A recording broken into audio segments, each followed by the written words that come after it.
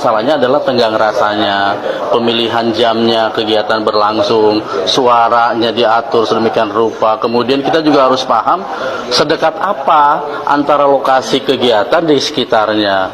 Dan di sekitar ini orang beragama apa.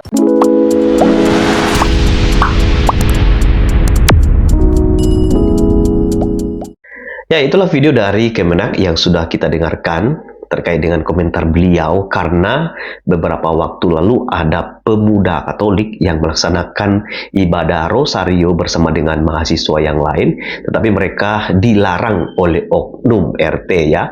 Ada beberapa oknum yang di daerah Pamulang tersebut. Belum selesai soal kasus itu, kita baru juga mendengarkan soal ada beberapa orang ya, kalau tidak salah 3 orang yang melarang orang beribadah di daerah Gresik. Nah, ketika saya mendengarkan pernyataan dari Pak Kemenak ini, kok saya bertanya-tanya, kenapa bisa ya seorang Kemenak bicaranya soal mestinya kita itu harus perhatikan soal tenggang rasa, lalu pemilihan jam pada waktu ibadah, lalu suaranya harus diperhatikan supaya tidak mengganggu tetangga atau lingkungan, dan setidaknya diperhatikan sedekat apa lokasi kita beribadah dengan tetangga yang lain. Dan kita juga harus perhatikan tetangga kita itu agamanya apa. Kok bisa ya Pak? Setahu saya misalnya kalau di gereja Katolik ya, kalau orang beribadah itu tidak pernah heboh, seheboh-hebohnya sampai mereka teriak-teriak, menangis, bahkan membuat orang lain terganggu gitu. Tidak pernah. Bahkan ada yang mengatakan kalau di gereja ya Katolik ya, orang kalau beribadah di sana, jarum jatuh pun bisa kedengaran saking heningnya. Lalu bagaimana mungkin bisa mengganggu orang lain? Tapi dari pernyataan Pak Kemenak ini kok malah korban yang disalahkan. Saya cukup sedih sih.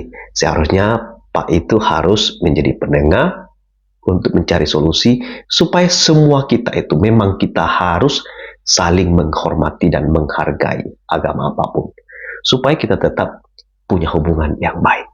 Nah, di dalam video ini teman-teman saya akan mengajak kita untuk mendengarkan satu ulasan yang sangat baik untuk kita boleh mengerti cerita dari kejadian terkait dengan pelarangan ibadah baik di Pamulang dan juga di Gresik. Mari kita simak videonya.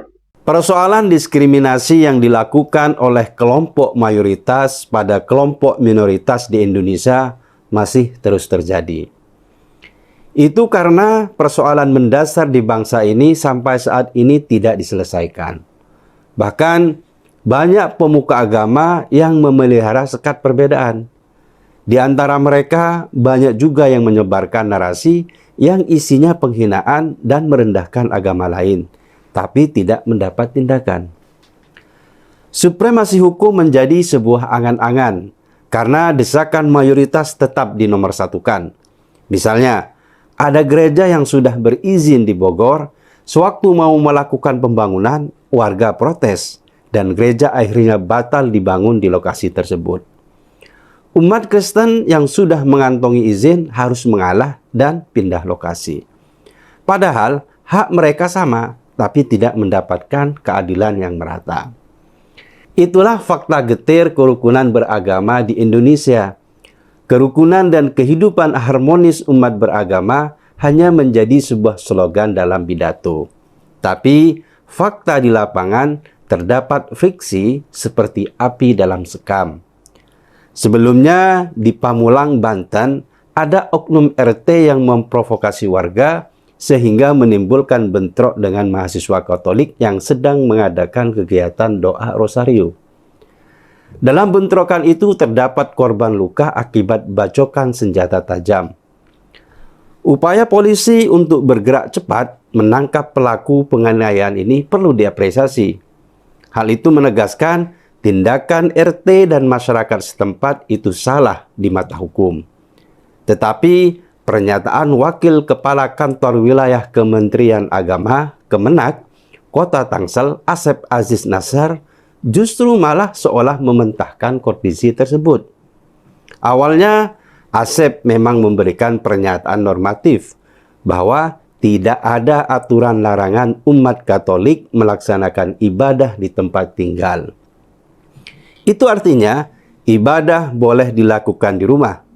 Jadi anggapan bahwa non-muslim hanya boleh beribadah di tempat ibadah itu salah besar. Namun mirisnya, Asep terkesan menyalahkan mahasiswa Katolik yang melakukan doa rosario di Pamulang itu. Menurutnya, meski tidak ada aturan yang melarang, tetapi umat yang menjalankan ibadah menurut agamanya harus mengedepankan etika terhadap lingkungan sekitar. Ini sebenarnya bisa dianggap normatif jika pernyataan tersebut tidak ditujukan pada mahasiswa Katolik di Pamulang. Karena dalam kondisi teraniaya itu saja, kok tega-teganya mereka masih disalahkan. Penganiayaan jelas bersalah. Jangan memberikan kompromi pada mereka dengan alasan yang macam-macam. Karena masih ada aparat hukum yang lebih berhak mengambil tindakan seandainya ada gangguan ketertiban umum. Asep juga menyinggung soal tenggang rasa. Maksudnya apa ini? Kalaupun mereka menggunakan pengeras suara, bukankah ibadah rosario itu bukan live musik yang memekakkan telinga? Bandingkan dengan suara speaker masjid yang kadang digunakan secara bising dan berlebihan. Tapi, kenapa Asep dan Kemenak tidak memprotesnya? Bukankah Kemenak mengayomi seluruh pemeluk agama?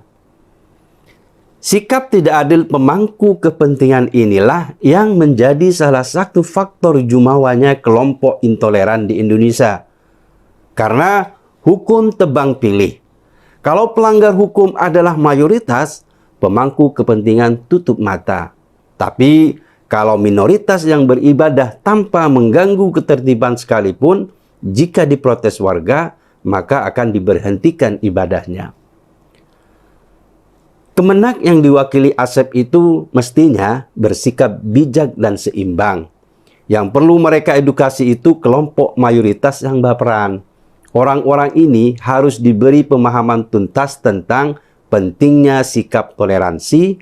Mereka harus bisa menerima perbedaan. Inilah tugas utama Kemenak. Jangan sampai mereka turun ke bawah saat ada kasus bentrok antar umat beragama. Terlambat untuk memberikan pemahaman saat konflik terjadi. Apalagi jika nasihatnya justru menghakimi kelompok minoritas. Saat terjadi konflik, sudah jelas yang salah umat mayoritas, tapi ujung-ujungnya solusinya adalah mediasi. Inilah yang membuat kelompok intoleran itu besar kepala dan merasa dilindungi.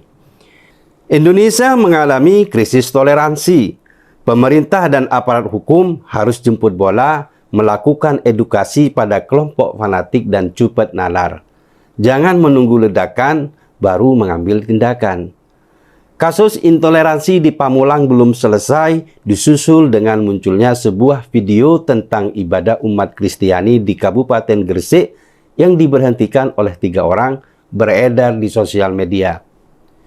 Kejadian tersebut menimpa Jemaat Gereja Protestan di Indonesia bagian Barat GPIB Benowo di Rumah Ibu Manurung Kabupaten Gresik Rabu 8 Mei 2024 sekitar jam 19 WIB. Salah satu tetangga yang bernama Gabriela mengatakan bahwa saat mereka sedang khusyuk beribadah, tiba-tiba datang satu keluarga yang terdiri dari pasangan suami istri dan seorang anak laki-laki yang berteriak-teriak. Mereka datang dan menyuruh ibadah itu dihentikan dengan cara berteriak-teriak. Sehingga tindakan itu mengundang warga sekitar datang ke lokasi tersebut. Kejadian itu langsung membuat situasi panas dan hampir terjadi pertengkaran. Apalagi 3 orang yang meminta penghentian ibadah itu melakukannya dengan omongan kotor dan keji. Padahal orang-orang itu tidak berasal dari RT setempat. Menurut kesaksian warganet, ibadah di lokasi tersebut dilakukan dengan tidak menggunakan suara yang keras. Dan itu sudah berlangsung selama puluhan tahun. Keluarga intoleran yang meminta penghentian ibadah itu wajib ditangkap. Polisi jangan menyelesaikan kasus seperti ini dengan mediasi. Karena kalau aparat hukum permisif dan kompromistis dengan pelaku intoleran, mereka akan terus merasa arogan. Ibadah merupakan hak semua umat beragama. Hak ini dijamin oleh undang-undang. Maka siapapun yang mengganggu dan berusaha mencabut hak ini adalah seorang kriminal. Mereka harus dihukum karena Indonesia ini negara hukum, bukan negara yang dikuasai oleh mayoritas. Semoga saja ada tindakan serius dari pemerintah untuk menekan kelompok intoleran yang sebenarnya jumlahnya minoritas di kalangan umat Islam. Tapi karena mereka tidak punya malu dan memprovokasi kelompok moderat, maka seolah-olah mereka inilah mayoritas dalam kelompok Islam Indonesia. Edukasi toleransi menjadi kunci. Sekolah dan masjid yang memelihara sikap intoleran harus dirombak agar Indonesia yang bhinneka ini bisa terus bersatu dalam satu payung keadilan yang sama. Kiranya video ini boleh menjadi berkat bagi kita semua. Tuhan memberkati, tetap setia ikut Tuhan Yesus Kristus, dan tetap jadi berkat bagi banyak orang. Tuhan memberkati. Shalom.